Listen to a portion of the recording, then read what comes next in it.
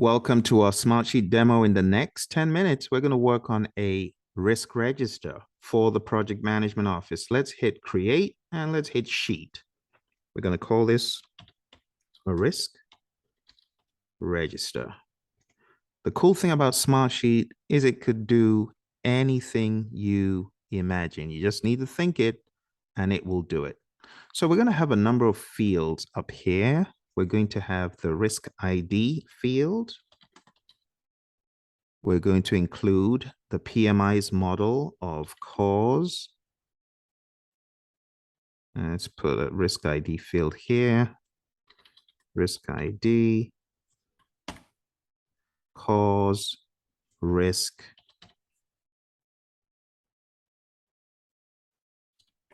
and effect. And then we're also going to include for our analyses, qualitative risk analyses, we're going to include a probability rating and an impact rating. Impact rating.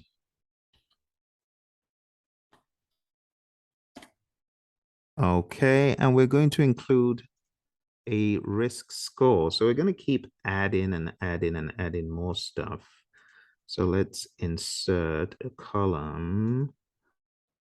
And this is going to be number. Let's go ahead and insert another column to the right and text number. So in addition to the impact rating, we're going to get a bit adventurous and add a risk probability in percent. Oh, we can make it as short as possible, probability percent. And we're going to put impact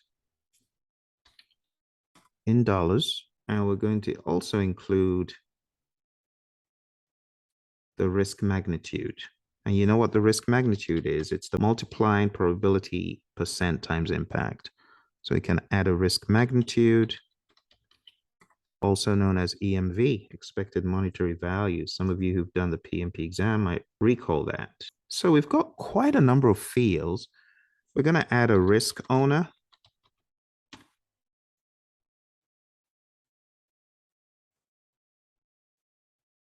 And we're also going to add a risk action owner.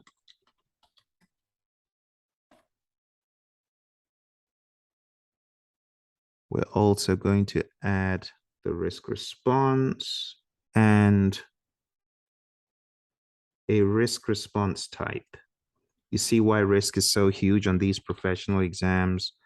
Just the fields alone will send you into a tailspin if you're not careful.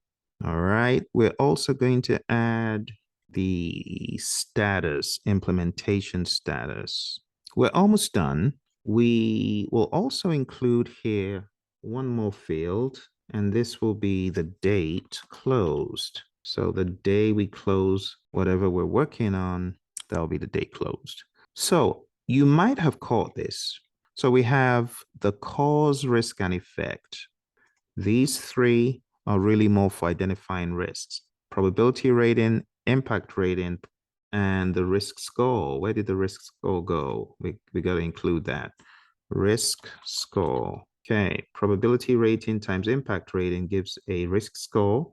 Probability in percent times impact in dollars gives a risk magnitude, EMV in dollars.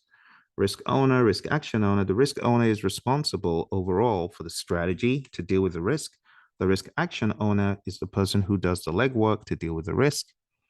The risk response is either mitigate, avoid, accept, all that stuff. So the risk response will actually be a detailed response, and I'll fill in some examples just to give you some ideas. And then the implementation status is, have we carried out the risk response? And the date closed. Hopefully we'll get to the point where we can close out that risk on the project. And those are the fields. So it's pretty straightforward as far as how you would fill this in. All you need is some good data to put in there. So I'm just going to put in some fictitious cause, risk, and effects. So let's put in a fictitious cause, risk, and effect.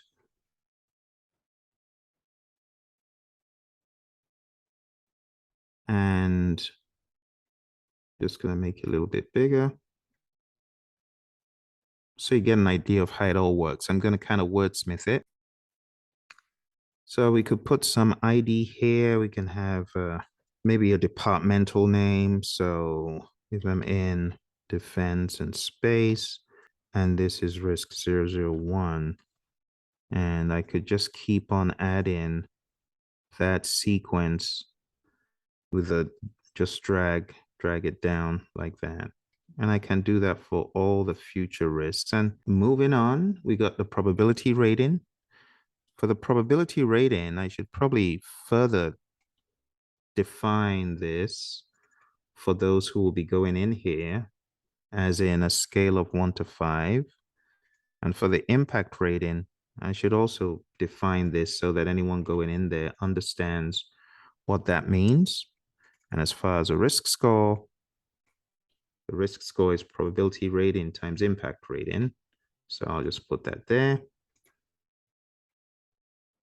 And we will use some conditional stuff here in SmartSheet eventually. But for now, let's just put in some random numbers. Let's go ahead and create a formula for the multiplication function. So this is going to be equal to the probability rating. So just go to the field that you want the result to be, just like you would in Excel. So click on that cell, equals to, then click where you want to get the data, times, and then click the next cell and hit enter. And that's it. And that's that. Just click and drag down and the numbers will auto populate. Now, you want a little bit of conditional formatting to make these numbers appear as maybe 12 will be orange, red will be 15 and up, that kind of thing. You can also do that. So let's do that. So let's just create one conditional formatting that will go across the entire table. Let's click on conditional formatting and let's apply a rule. So add a new rule. Let's set the condition. If the risk score is between 1 and a 5, if the risk score is between a 1 and a 5, then we're going to apply a format to the risk score column, just the risk score. So if it's between a 1 and a 5, we're going to make it a green. So let's click on the color drop down and make that a green. So that's going to be 1. Let's clone the rule and let's change it. So if it's between a 6 and perhaps a 10, then we will choose a different color like yellow. We just need to copy that, clone this one more time, and this time between 11 and 15. And this is going to be orange. And then we'll clone it one more time. And this time we will go for between 16 and the maximum is 25. And anything that fits that category, we're just going to make it a red, an ugly red, to call attention to it. All right, so let's move on. The probability in percent. Again, we'll just randomly put in some pre-made numbers. So the probability percent is by expert judgment. The impact in dollars, it could be through some intentional calculations, spending time to actually calculate these numbers. And then it could also be a top-down estimate. It could be someone who is just analogously calculating stuff. So in that regard, got to be careful with these numbers. And that is why the PMI say in the PMBOK guide that this is optional for companies. Companies don't have to do this. Because to do it well, you should spend time and money. Palisade.com is a great website, by the way. SmartSheet aficionados, I know you're thinking, I know how to do that. Just go to more and there's everything else hiding. Okay, so I'm just going to copy down and there you have the numbers, okay? As far as the risk owner is concerned, the risk owner is just going to be names. So I'm going to have some random names in here. There we go. And then we're going to have a column for the risk response. So here's a risk response, just text. Let's move it so you can see how it's unfolding. We're going to use the wrap functionality so that you can see what's in there. The risk response type, whether it's avoid, mitigate, accept, transfer. Now, this could be a handy one to actually make a drop down. So let's go ahead and make this a drop down menu. So we're going to double click and we're going to select drop down list. And we're going to put in some values. The values, we're going to use remember the mnemonic, ATEAM. ATEAM. So we're going to put in accept, transfer, escalate, avoid, and mitigate. Accept is doing nothing proactively to deal with the risk. Transfer is transferring it to a third party. Escalate is escalating it to a higher power, such as a company, CEO, director level, just outside of the project for the risk to be dealt with. Avoid is avoiding the risk altogether by cutting off part of the project or doing something totally different. And mitigate is a reduction of the probability and or impact. So let's go ahead and say okay. And there you have it. Accept. So this is avoid. There's avoid. This is mitigate. Mitigate. Accept. Mitigate and avoid. Mitigate and avoid.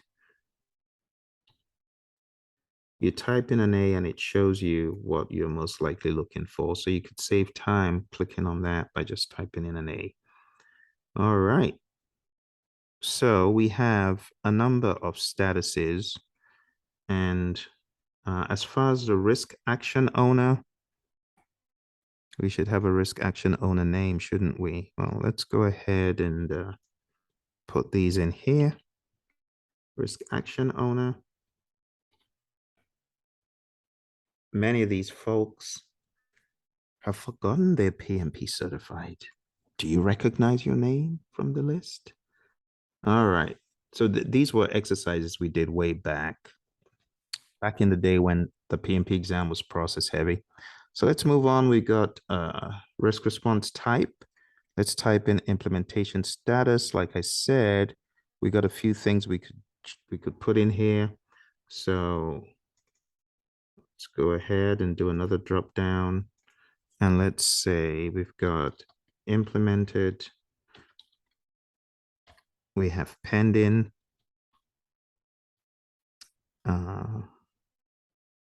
We have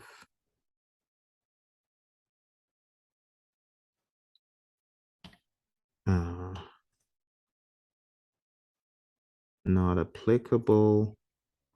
So I'll just randomly put in some of these, an I, a P, an N, a P, an I. So you get the idea. The date closed, again, you could use the brilliance of the tool to put in a date field, and that's all you do. You just select a date, depending on when the thing was closed. If it's still open, of course, you wouldn't do any of that. So, this wouldn't be closed, implemented would make sense. And there's other fields that you can put in here. So in addition to implementation status, you could also include the status notes, status note field. And in here, you're going to put information as in success or failure comments. So did we succeed? Did we not? And things like that. And there you have it, my friends. Let's do that again. Copy and paste. So you got to give it to SmartSheet, okay? This is why SmartSheet is outdoing a lot of these other either spreadsheet programs or scheduling programs, because you have everything that you could possibly need, right? All in one place. And that's pretty much it. If you want to make this a contact list, you can just make that a contact list.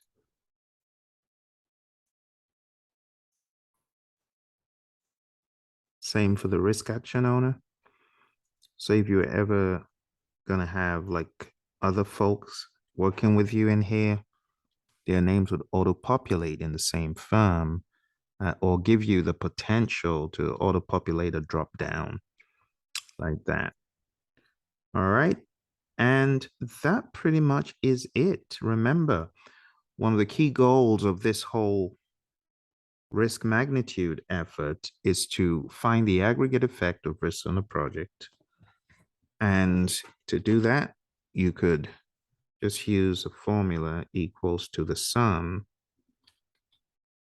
of everything that's happening up here, all the way on down. And you just hit enter. And there's your total. You could format it however you see fit. All right, so I hope this gave you some ideas of how you can develop the risk register. And of course, you can share the template with the entire team across the firm. And that concludes it for today, my friends. Thanks for joining me. Don't forget to hit like, subscribe, share with your friends. Stay tuned to the channel for more SmartSheet videos. Bye for now.